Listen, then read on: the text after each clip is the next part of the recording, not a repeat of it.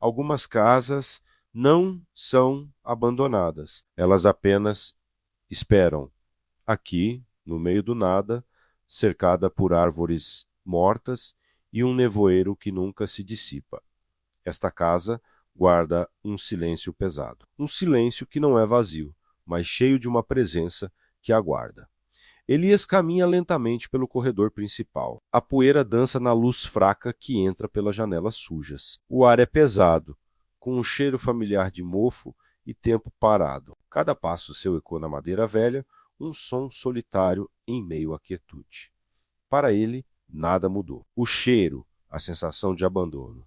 É como sempre foi. Mas algo está diferente desta vez. Na sala, um antigo relógio de parede de seu pai, que ele lembrava estar quebrado há anos, agora funciona. O tic-tac preenche o ambiente, um som rítmico e constante que parece medir um tempo que não é o nosso. Elias se aproxima, confuso. Como isso é possível? De repente, o som do relógio fica mais alto, mais insistente, por alguns segundos. E então, para um silêncio súbito e desconfortável, toma conta do lugar. Ele continua a explorar, guiado por uma memória fragmentada e uma sensação de dever. No fundo da casa, um corredor mais escuro o atrai. Ali no final há uma porta que ele não reconhece, uma porta de madeira escura, fechada com um cadeado pesado e enferrujado. Que porta é essa? Ele se aproxima, o coração começando a bater mais forte. A casa que você conhece nem sempre mostra tudo de uma vez. Cada corredor, cada cômodo pode esconder segredos que a mente se recusa a lembrar. Impulsionado por uma necessidade inexplicável, Elias encosta o ouvido na parede fria da sala. O silêncio não é absoluto. Ele consegue ouvir algo, um som abafado, quase imperceptível. Parece uma respiração lenta e profunda, vindo de dentro da própria estrutura da casa. Ele chama, nervoso, tem alguém aí? Apenas o silêncio responde.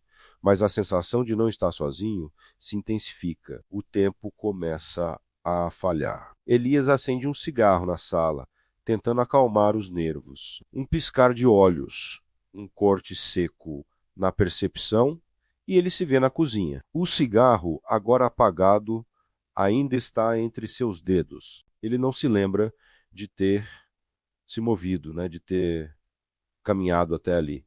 O que aconteceu? Como ele veio parar aqui? Quando o tempo falha, a mente tenta preencher os vazios, mas às vezes os vazios são profundos demais. Ele volta para o corredor, sentindo-se desorientado. Ao passar por um espelho antigo e manchado, seu reflexo se move como o esperado. Mas por uma fração de segundo, algo mais se move atrás dele. Uma sombra, uma forma escura e rápida, que desaparece antes que ele possa registrar. Um sussurro quase inaudível, com palavras invertidas, chega aos seus ouvidos. Elias não percebe conscientemente, mas seu corpo reage. O ar fica mais frio, a porta trancada no final do corredor o chama novamente. Ele para diante dela, a mão tremendo ao tocar o cadeado enferrujado. As memórias de seu pai, da promessa que fez, inundam sua mente. Ele sussurra para o vazio, como se falasse com um fantasma. Pai, o que você escondeu aqui? Com uma hesitação que dura uma eternidade, ele força o cadeado. Com um estalo seco e metálico, ele se abre. A porta arranja ao se abrir, revelando não um quarto, mas um corredor. Um corredor impossível. Estreito demais para ser funcional e longo demais. Ele se estende para uma escuridão que a luz da casa não consegue penetrar. Elias olha para a estrutura externa da casa em sua mente, tentando calcular as dimensões. Não faz sentido. Esse corredor não cabe dentro da casa. Em choque, ele recua, fechando a porta com força. A arquitetura da casa está se distorcendo. Ou talvez seja sua própria realidade. O pânico começa a se instalar. Elias corre para a porta da frente. Sua única esperança de escapar, ele a abre e dá de cara com o mesmo corredor estreito e impossível. Ele fecha a porta, respira fundo e tenta a porta dos fundos. O mesmo resultado. Todas as saídas levam de volta para aquele corredor escuro. Ele está preso. Não, não, não. Não pode ser. A casa se tornou um labirinto, uma armadilha que se dobra sobre si mesma. As sombras nos cantos dos quartos parecem mais escuras agora. Elas não estão mais paradas. Elas se movem lentamente, se contorcem e se esticam como se tivessem vida própria. Algumas coisas não precisam de forma para serem sentidas. A presença que ele sentia antes, agora é visível. Espreitando na periferia de sua visão, uma ameaça sem rosto que o observa de todos os ângulos. Desesperado, ele encontra uma fotografia antiga de seu pai sobre uma cômoda, mas o rosto na foto está riscado.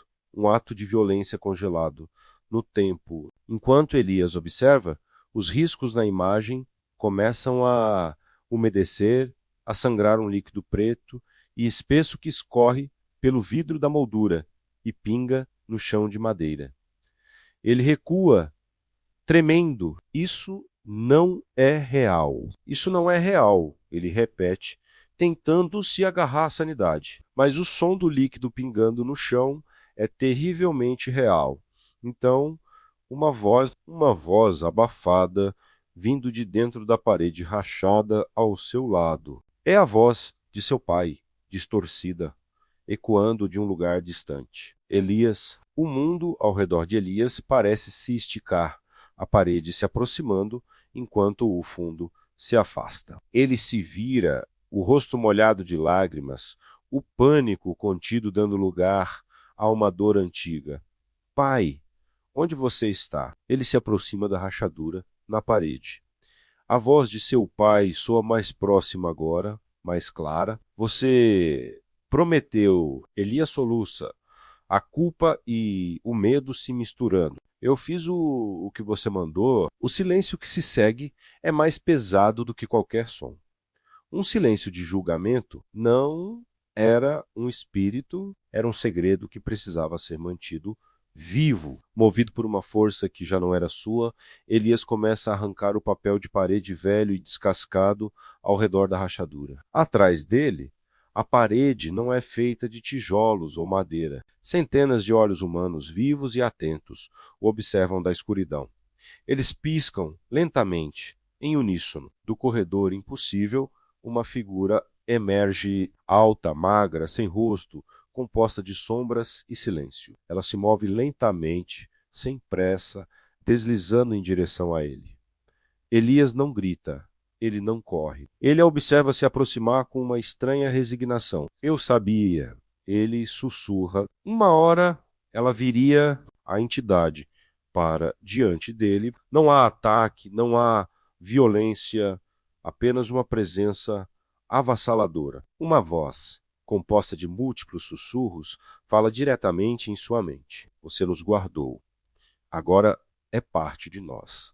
Elias para de resistir. Um alívio doentio toma conta dele. O peso de décadas de silêncio e segredos finalmente chega ao fim. Pelo menos, ele sussurra um sorriso quase imperceptível em seus lábios. O silêncio vai acabar, a luz da casa se apaga lentamente, mergulhando tudo na escuridão total.